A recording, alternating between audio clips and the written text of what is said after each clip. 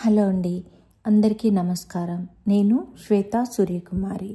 Welcome to Surya Journal. ఒక్కడై రావడం, ఒక్కడై పోవడం, నడుమై నాటకం విధిలీలా, వెంటయి బంధము రక్త సంబంధము, తోడుగా రాదుగా తుది వేళ, మరణమనేది ఖాయమని మిగిలెను కీర్తి కాయమని, నీ పరువు మోసేది ఆ నలుగురు, ఆ నలుగురు, ఆ నలుగురు, ఆ నలుగురు. రాజేంద్ర ప్రసాద్ ఆమెని నటించిన అపురూప చిత్రం ఆ నలుగురు చిత్రంలోని అద్భుత గీతం ఇది. విలువలతో జీవించడంలోనే ఉన్నతమైన వ్యక్తిత్వం ఉంటుంది. ఒక మనిషి పుట్టినప్పుడు ఏమీ తీసుకురాడు, చనిపోయినప్పుడు ఏమీ తీసుకెళ్ళడు. మధ్యలో గడిచిన జీవితంలోనే అతడి ప్రస్థానం దాగి ఉంటుంది. మనిషి ఎలాగైనా బతకొచ్చు, 10 మందికి ఆదర్శంగా నిలిచేవాడే నిజమైన మానవ జన్మకు సార్థకం తెస్తాడు. విలువలతో జీవించటంలో ఉన్న ఆనందం మరెందులోనూ దొరకదు. పోయినప్పుడు వెంట వచ్చేది సంపాదించిన ధనం కాదు, కీర్తి ఒక్కటే. అదే విషయాన్ని ఎంతో సున్నితంగా హృదయానికి హత్తుకునేలా ఆ నలుగురు చిత్రాన్ని దర్శకుడు చంద్ర సిద్ధార్థ అద్భుతంగా తెరకెక్కించారు. ప్రతి ఒక్కరి గుండెను తాకిన చిత్రం ఇది. నటుడు రాజేంద్ర ప్రసాద్ ఓ పత్రికలో నిజాయితీ గల ఎడిటర్గా పనిచేస్తూ జర్నలిజం విలువల్ని కాపాడుతూ ఉంటాడు. ఓ రోజు పత్రికాధిపతి పిలిచి అర్ధనగ్నంతో ఉన్న కొందరి మోడల్స్ ఫోటోలు ఫ్రంట్ పేజీలో వేయమని చెబుతాడు.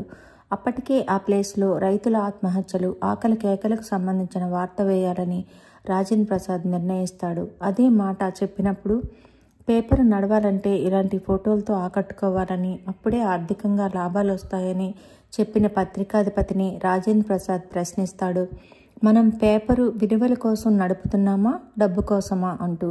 డబ్బు లేకపోతే పేపర్ నడపలేమనే యజమాని మాటలకు బాధపడుతూ విలువలు లేని చోట ఒక్క క్షణం బతకలేనంటూ ఉద్యోగానికి రాజీనామా చేస్తాడు. అతడి భార్య ఆమెనికి విషయం చెప్పినప్పుడు అదేంటి, ఉద్యోగం మానేస్తే ఇల్లు ఎలా గడుస్తుందని భయంతో అడుగుతుంది. ఏం కంగారు లేదు, మరో నెలలో ఉద్యోగం సంపాదిస్తా, అంతవరకు వ్యాపారం చేస్తానంటూ ధీమాగా చెప్తాడు. 2 అబ్బాయిలు 1 అమ్మాయితో ముచ్చటైన సంసారం అయింది.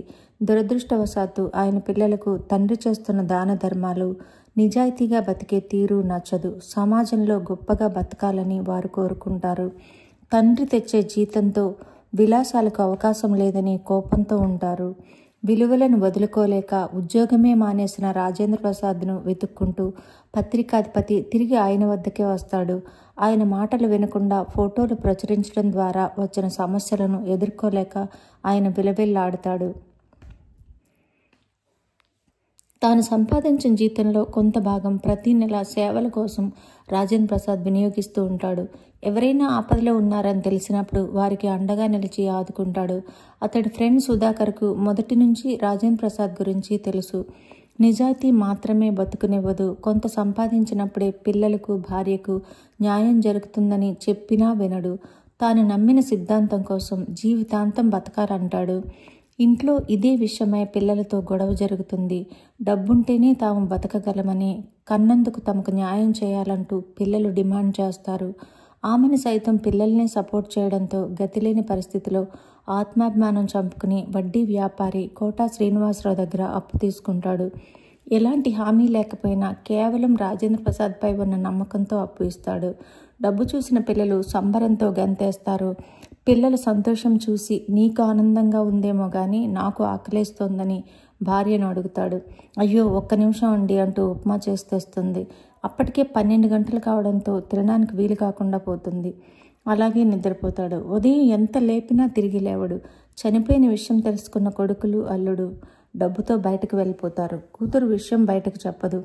జీవితంలో ఎందరికో మార్గదర్శిగా నిలిచిన రాజేంద్ర ప్రసాద్ అందించిన సాయంతో ఎదిగిన ప్రతి ఒక్కరూ విషయం తెలుసుకుని ఆయనను చూసేందుకు వస్తారు.